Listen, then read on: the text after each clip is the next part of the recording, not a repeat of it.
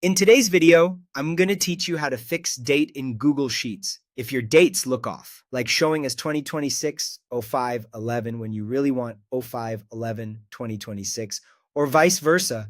This is almost always a formatting issue, not a problem with the underlying data. The good news is you can correct how those dates appear with just a couple of clicks, and I'll walk you through it clearly. Start by opening your Google Sheet and locating the column that contains the dates you want to fix. Click the column letter at the top to select the entire column in one go.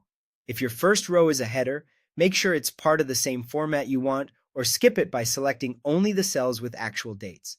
Selecting the full column helps apply the change consistently, so every date is updated at once. Next, look to the top menu bar and click Format. In the drop-down, hover over Number. You'll see a list of number types Google Sheets can apply. Choose Date.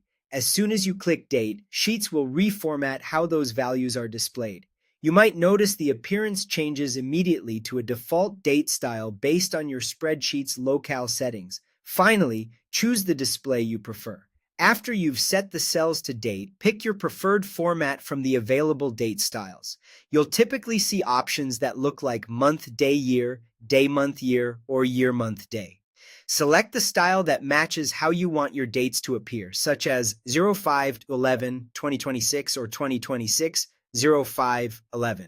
This choice only changes how the date is shown on the screen and in exports. It doesn't alter the actual date value in the cell. That means formulas like sorting by date, calculating differences between dates, or charting timelines will continue to work correctly, often better once the format is applied.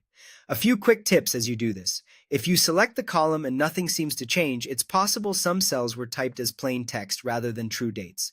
You'll often notice that if they're left aligned by default or have an extra leading apostrophe.